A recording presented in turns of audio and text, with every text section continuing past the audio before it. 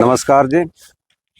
आज हमारा यहाँ पे सुरेश जी के फार्म पे जो हमारे सीआरपी किसान हैं, कम्युनिटी रिसोर्स पर्सन, जो भारत सरकार की, हरियाणा सरकार की स्कीम है नेशनल राष्ट्रीय प्राकृतिक खेती मिशन, उसके अंतर्गत हम प्राकृतिक खेती की जानकारी किसानों को ज़्यादा से ज़्यादा देने का प्रयास करते हैं। और उसमें हमने हर ब्लॉक के अंदर जो 2 अनुभवी किसान हैं जो कई साल से प्राकृतिक खेती कर रहे हैं, उसको भारत सरकार ने, हमारे यहाँ के कृषि एवं किसान कल्याण विभाग ने उनको बतौर हमारा जो कम्युनिटी रिसोर्स पर्सन सेलेक्ट किया, ताकि वह आसपास के किसानों को इसके बारे में जानकारी दे सके। हमारे जो टोहाना से दूसरे सीआरपी साथी हमारे जगतार सिंह जी जो है, गुरतेज सिंह जी हमारे जो है यहाँ पे इस कार्यक्रम में पहुंचे। तो इस प्रकार से हमने जो अनुभवी किसान हैं उनको सीआरपी के तौर पे जो है सिलेक्ट किया है विभाग ने, और उनके फार्म पे हम जो है प्रैक्टिकल नॉलेज देने का प्रयास करते हैं। मैं डॉक्टर सुभाष चंद्र हूँ, जो अमेठी के अंदर जो हमारा राज्य स्तरीय प्रशिक्षण संस्थान है कृषि एवं किसान कल्याण विभाग जींद में, हरियाणा का। तो उसमें हम प्राकृतिक खेती का प्रशिक्षण देते हैं किसानों को। वहाँ पे पूरे हरियाणा भर से किसान आते हैं, लेकिन वहाँ पे जो है सभी किसान नहीं पहुँच पाते।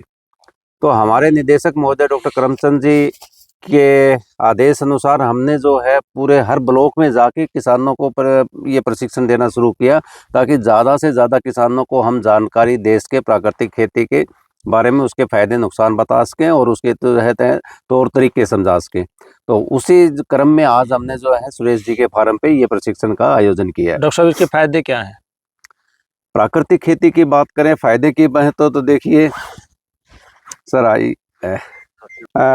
प्राकृतिक खेती के फायदों की हम बात करें तो पहले तो हम जो है, जिस तरह हमारी जो रासायनिक खेती के अंदर हमारा किसान दिन रात मेहनत कर रहा है, लेकिन कहीं ना कहीं जाने अनजाने में कह लीजिए, या उससे जो है ज़्यादा पैदावार लेने की एक लालसा के रूप में उसने जो हमारा रासायनिक कीटनाशकों का, रासायनिक उर्वरकों का जो हमारे कृषि विशेषज्ञों के द्वारा जो सलाह दी जाती है, उससे कहीं ज़्यादा प्रयोग करना शुरू कर दिया, बगैर समय के जो ध्यान रखे हुए करना शुरू कर दिया। तो उसकी बदौलत हम जो देख रहे हैं, हमारे इस ज़मीन के अंदर जो हमारे जीवाणु हैं, जो हमारी खेती के लिए बहुत ज़रूरी हैं, बहुत लाभकारी जीव हैं, वो हमारे इस रासायनिक कीटनाशक की वजह से वो कम होते जा रहे हैं, वो मर रहे हैं। जैसे हमारे केंचुए जैसे जीव हैं जो हमारी खेती में बहुत ज़्यादा फायदा करते हैं, वो उनकी संख्या कम होती जा रही है, जिसकी बदौलत हमें जो है ज़्यादा रासायनिक उर्वरकों का प्रयोग करना पड़ रहा है। और जब रासायनिक उर्वरकों का ज़्यादा प्रयोग करता है तो नेचुरली सी बात है, किसान का जो खर्चा भी बढ़ रहा है खेती के अंदर, और साथ में उसके अवशेषों की वजह से जो हमारा उत्पाद है उसमें भी जो है रासायनिक कीटनाशकों की जो है अवशेष की मात्रा पाई जा रही है, जो हमारी MRL बोलते हैं, मैक्सिमम रेजिड्यू लेवल। एक हमारे स्वास्थ्य को देख के हर केमिकल के एक लेवल स्थिर किया गया है कि भी उससे ज़्यादा नहीं होना चाहिए, तो वो अवशेष ज़्यादा पाए जा रहे हैं, और उसकी बदौलत हमारे शरीर के ऊपर उनके जो है दुष्परिणाम आ रहे हैं, जिससे आप देख रहे हो कैंसर, हार्ट अटैक जैसी भयंकर बीमारियां बहुत स्पीड से बढ़ रही हैं। तो ये हमारे जो है उस हेल्थ की बात करें, मनुष्य के हेल्थ की बात करें, चाहे हमारी जो है ज़मीन के उपजाऊपन की बात करें, चाहे हमारी पर्यावरण प्रदूषण की बात करें, चाहे हमारे जो प्राकृतिक संसाधनों का जो शोषण हो रहा है, जैसे हम जो है पानी जैसे हमारे अमूल्य चीज़ की बात करें, तो उसका जैसे हमारी इस खेती के अंदर जो प्रयोग हो रहा है, साथ में आप देख रहे हो हमारी जो बहुत सारी जो कुदरती प्रजातियां हैं, बहुत सारे पक्षी आप देख सकते हो, केंचुए जैसे जीव, मधुमक्खी जैसे जीव, ये जो है हमारे देखते देखते कम होते जा रहे हैं। तो ये सारी की सारी चीज़ें जो हैं इन रासायनिकों के सब प्रयोग से जो हमारा सारा संतुलन बिगड़ता जा रहा है, किसान की जो आर्थिक स्थिति जो है वो बिगड़ती जा रही है। तो उस चीज़ के से बचने के लिए हम यदि प्राकृतिक खेती की बात करें, तो किसान प्राकृतिक खेती में एक होता है कि भाई हमारा जो है गाय आधारित खेती भी हम कह सकते हैं, या जीवाणुओं की खेती भी इसको कह सकते हैं, कि हमारे आसपास में जो प्राकृतिक संसाधन है, प्राकृतिक की जो, चाहे वो वनस्पति के रूप में है, चाहे वो पशु पक्षियों के रूप में है, चाहे वो जीव जंतुओं के रूप में है, तो उनकी मदद से खेती करना, और हम जो है किसी भी बाजार की चीज़ से, जो सिंथेटिक चीज़ से निर्भर ना रह के, हम बगैर खर्चे की, बगैर जहर की चीज़ें जो किसान के आसपास ही जो है अपने खेत के आसपास जो भी होते हैं उनको प्रयोग करते हुए खेती करते हैं, तो नेचुरली सी बात है उसका खर्चा बचेगा, ज़मीन की ताकत बढ़ेगी। तो ये बहुत सारे फायदे हम प्राकृतिक खेती से डॉक्टर ले साहब, सकते हैं। किसानों के पास जमीन काफी कम बची है, जी आपने बताया आमदन भी कम होगी, लेकिन किसान को अपना खर्चा निकालने के लिए तो आमदन की ज़्यादा ज़रूरत रहती है। इस प्रकार का किसानों के मन में ख्याल रहता है कि आमदन कम होगी तो कैसे खर्च वहन कर पाएंगे। नहीं देखिए, ये आमदनी की जहाँ तक बात करूँ कि ये प्राकृतिक खेती में खर्चा जो है किसान का नाम मात्र के होता है। यदि शुद्ध आमदनी की बात करें हम, अब हमने खर्चा इतना ज़्यादा कर दिया, उसकी आमदनी की बात करें तो जो है वो आमदनी निकलती नहीं रासायनिक में। लेकिन प्राकृतिक खेती हम करते हैं तो उसमें जो है किसान का खर्चा कम होगा तो ऑटोमेटिकली उसके अनुपात में जो है उसकी आमदनी बढ़ेगी। पर साथ में इसमें जो है हमारा प्राकृतिक खेती का एक विशेष सिद्धांत है जो बहुफसलीय प्रणाली। उसके अंदर किसान जो है अपनी एक ही फसल पे निर्भर ना रह के, जैसे धान गेहूं का जो है एक फसल चक्कर ज़्यादातर अपनाते हैं, उसमें ना रह के ना अपनी जो है दूसरी फसलें, जो दलहन फसलें हैं, सब्जियां हैं, फलदार पौधे हैं, वो सारे मिश्रित करके ना अपने खेत में बिजाई करेगा। तो उससे जो है आमदनी लगातार भी उसकी आमदनी चलेगी पूरा साल, और उसका रिस्क भी कम हो जाता है कि भाई बाई चांस प्राकृतिक किसी कारण से हमारी कोई फसल में पैदावार नहीं हो पाती तो दूसरी वो कवर कर देती है, और इससे हमारे जो ज़मीन की ताकत भी बढ़ती है, तो इससे तो किसान की आमदनी उल्टा बढ़ेगी। डॉक्टर साहब, जैसे एक किसान प्राकृतिक खेती करता है और उसके पड़ोसी है जो वो रासायनिक यूरिया वगैरह वो डाल रहा है, तो वो कैसे प्राकृतिक रहेगी। देखिए, इसमें आपकी बात सही है। इसके लिए जो हमारे नॉर्म्स हैं, इसको हम जो है बफर ज़ोन बोलते हैं। जैसे हमारा ये एकड़ है, इसके बीच में ये नाली आ गई या जो है साथ में रास्ता आ गया। यदि ये चीज़ नहीं है तो फिर हम जो है साथ-साथ बाउंड्री के साथ-साथ ऐसी फसलों का उत्पादन करते हैं, जैसे बड़े पेड़ हैं, जो हम जो बॉर्डर के ऊपर लगाएँगे तो हमारा जो कंटैमिनेशन जो पड़ोसी का जो छिड़काव जो किया जा रहा है वो हमारे खेत में ना आए। साथ में हम जो है इस टाइप की नाली साथ में बना के चलेंगे कि भी कोई पानी जो है रिस से आ जाता है तो वो ना आए। तो इस प्रकार का हमारा जो बफर ज़ोन बोलते हैं उसको, वो जो है हमारे खेत के चारों तरफ प्राकृतिक खेती के अंदर मेंटेन किया जाता है। तो सर शुरुआत कैसे करें इसकी। शुरुआत के लिए हम जो है सबसे पहले तो यही सलाह देंगे कि भी किसान की एक पहले तो जो है सबसे बड़ी बात है कि इच्छा शक्ति उसमें होनी चाहिए। उसका दृढ़ निश्चय होना ज़रूरी है कि भई मैंने जो है ये करनी है। फिर उसके बाद अपना जो है विशेष तौर से वो ध्यान रखे इस चीज़ का कि भी उसके एरिया के हिसाब से, क्योंकि हर गांव की भौगोलिक परिस्थिति अलग है, मिट्टी अलग है, पानी की स्थिति अलग है, तो वो अपने उन चीज़ों का ध्यान रखते हुए उस एरिया में जो फसल हैं, जो उगती हैं अच्छी तरीके से, जो हमारी प्रकृति जो अलाउ करती है, उसके अनुसार अपनी फसलों का जो ध्यान रखे कि भाई वो फसलें ले, वो इधर उधर की फसलें लेने का जो है चक्कर में ना पड़े। फिर उसके बाद जो उस खेत को जो है वो तैयार करे। जैसे अब जो गेहूँ की बिजाई चल रही है, गेहूँ की फसलें खड़ी हैं, तो साथ में अपना जो है जीवामृत, घन जीवामृत जो हम गाय के गोबर से, गौमूत्र से बना सकते हैं, तो उनका प्रयोग अपने खेत में शुरू कर दें। फिर उसके बाद जो है आने वाले समय का जो ध्यान रखें कि भाई मैंने कौन सी फसल की शुरुआत करनी है। उसके हिसाब से जब भी खेत खाली होता है, तो उसमें चाहे अपने उसके पास जो है गोबर है, तो उसके गोबर से घन जीवामृत बना के उसका प्रयोग करें। साथ में हरी खाद के हिसाब से जो बिजाई करके, और ये चीज़ें सारी जब करके चलेगा तो उसकी जो पैदावार भी अच्छी होगी और वो बहुत अच्छा कामयाब इसमें हो सकता है। तो आज किसानों को क्या संदेश देना चाहेंगे अपनी तरफ से।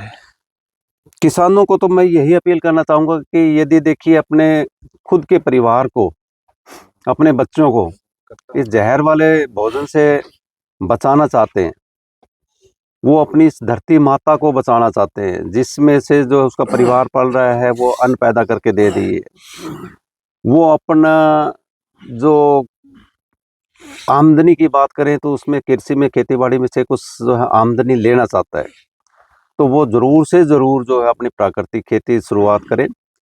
एक बार शुरुआती दौर में पूरा खेत में ना करे वो, अपनी जो आधा एकड़ से 1 एकड़ से जैसी भी उसकी क्षमता है उसके अनुसार कम ज़मीन से करे और धीरे-धीरे आगे बढ़ता रहे। साथ में उसको मैं जो सलाह दूँगा कि भई हमारे आस-पास जो बहुत सारे किसान साथी हैं, वो बहुत अच्छे तरीके से कर रहे हैं, उनके खेत का भ्रमण वो ज़रूर करें। साथ में कृषि एवं किसान कल्याण विभाग के द्वारा जो है अमेठी जींद के अंदर और गुरुकुल कुरुक्षेत्र के अंदर जो हमारा एनएफटीआई है, उसके अंदर प्रशिक्षण दिया जाता है किसानों का इसके बारे में, तो वो प्रशिक्षण अवश्य लें। तो ये चीज़ें करके चलेगा तो उसको उसमें कोई किसी प्रकार की कोई दिक्कत नहीं आएगी। थैंक यू डॉक्टर साहब। प्राकृतिक खेती जो है कर रहा हूँ। सबसे पहले तो मेरे पास गाय है साहिवाल, और पहले हम देसी गाय भी रखते थे, और उसी के आधारित पर ये मैं खेती करता हूँ। मैं जो है ये आप ड्राम देख रहे होंगे, इनके अंदर मैं जीव अमृत बनाता हूँ। जब भी मैं पानी लगाता हूँ तो उस टाइम पे मैंने ड्रामों के आगे टूंटियाँ लगा रखी हैं, वो टूंटियाँ मैं खोल देता हूँ। गाय के गोबर के अंदर बहुत ज़्यादा जीवाणु हैं। यूरिया के कारण ऑर्गेनिक कार्बन ज़मीन का कम हो गया है। तो डॉक्टर साहब स्पेशल यही बातें प्रैक्टिकल चीज़ें बताने के लिए आए थे। मिट्टी से सुभाष जी हैं डॉक्टर साहब कोऑर्डिनेटर, और हमारा लोकल जो स्टाफ है टोहाना से एसडीओ साहब हैं, बाकी और स्टाफ भी आया है। तो मैं सभी किसान भाई इतना मैं कहना चाहता हूँ कि आप किला, 2 किला, आधा किला गो आधारित खेती आप करो। पहले हमारे बैल होते थे, घर में भैंसें होती थी, पशुधन होता था, वहाँ से बैलगाड़ी में गोबर आता था। आज पशु कम हो गए, गोबर जो है वो आ नहीं रहा। गोबर की वजह से जो है उसके बाद हमने यूरिया डालने चालू कर दी, केंचुए कम हो गए। मैं तो यही बात कहता हूँ कि मैं प्रैक्टिकल बिल्कुल सारी चीज़ें करता हूँ, और गाय का गोबर, गौमूत्र, उसमें बेसन मिला के, गुड़ मिला करके और मिट्टी मिला के मैं 200 लीटर का ड्राम तैयार करता हूँ और मैं वो अपने खेत में डालता हूँ। उससे मुझे बहुत बढ़िया फ़ायदा होता है कि बीमारियाँ कम हो रही हैं। बीमारियाँ आज इतनी बढ़ गई, आप जाके देखो डॉक्टर, हॉस्पिटल सारे प्राइवेट सरकारी सब भरे पड़े हैं। तो हमें पुराने वाली जो पद्धति है प्राकृतिक वो अपनानी पड़ेगी। आमदनी पर कितना फर्क पड़ता है डॉक्टर साहब? आमदनी पर मेरी जो कणक है वो 4000 रुपये कुंटल पहले से बुक हो जाती है, पहले से ही। तो एवरेज कितनी रहती है 1 एकड़ में? एवरेज उससे थोड़ा सा कम होती है, थोड़ा कम फर्क पड़ता है, ज़्यादा फर्क नहीं पड़ता पैदावार में। और धीरे धीरे मैं उस पर काम कर रहा हूँ। मान लें कि पैदावार उतनी हो तो उसके लिए अगर ज़रूरत पड़े तो घनजीवामृत हम जो है कुरडी की खाद है उसके अंदर लस्सी और गुड़ मिला करके उसमें अंदर डालते हैं। 15-20 दिन बाद वो घनजीवामृत तैयार हो जाता है, उसको खेत में छिड़क देते हैं। छिड़कने के बाद उसमें फिर बांध कर देते हैं, पानी लगा देते हैं, वो बहुत ही बढ़िया काम करता है। यूरिया तो मैंने अपनी कणक में एक दाना नहीं डाला बिल्कुल भी, कई सालों से। सबसे पहले तो मैं डॉक्टर सुभाष चंद्र का जो मिट्टी जीन से हैं इनका टोहाना आने पर बहुत ही स्वागत करता हूं, धन्यवाद करता हूं कि ये टोहाना एरिया मेरी सब डिवीज़न में आके मेरे किसानों को ये प्रोत्साहित कर रहे हैं प्राकृतिक खेती के लिए। प्राकृतिक खेती आज की एक ज़रूरत बन गई है आज के समय में, और मैं किसान भाइयों को यही कहूँगा कि ये जो दूसरी खेती कर रहे हैं इसको हमें आगे चल के छोड़ना ही पड़ेगा और हमें इस प्राकृतिक खेती की तरफ आना ही पड़ेगा। सरकार की तरफ से इस प्राकृतिक खेती को खूब बढ़ावा दिया जा रहा है। इसके लिए एक स्कीम चलाई जा रही है प्राकृतिक खेती करके, उसमें किसान एक पोर्टल है उस पर रजिस्ट्रेशन करे, भाई हाँ मैं 2 एकड़ से कर रहा हूँ, 1 एकड़ से कर रहा हूँ, तो पोर्टल पर अपना रजिस्ट्रेशन करे। वो कृषि विभाग उसको फिर वो जाके चेक करेगा, उस किसान से मिलेगा और उसका पंजीकरण को ओके करेगा। इसके बाद में सरकार द्वारा जैसे ये जीवामृत है, घन अमृत है, ये बनाने के लिए ड्राम की आवश्यकता होती है, तो एक किसान को 4 ड्राम देने तक की स्कीम है सरकार की, और 3000 रुपये किसान को दिए जाएंगे। जो भी किसान खरीदेगा और ये तैयार करेगा उसको 3000 रुपये इन 4 ड्रामों को मिलेंगे। देसी गाय रखने पर, इसमें गाय के गोबर की मलमूत्र की ज़रूरत होती है, देसी गाय पे भी 30,000 रुपये की सब्सिडी है इसमें सरकार द्वारा दी जाती है। दूसरा, सरकार द्वारा कुछ डेमोस्ट्रेशन प्लॉट लगाए जाते हैं प्राकृतिक खेती करने वाले किसान के लिए। इसमें एक डेमोस्ट्रेशन प्लॉट एक किसान को दिया जाता है और इसमें 4000 रुपये की अनुदान राशि किसान को दी जाती है।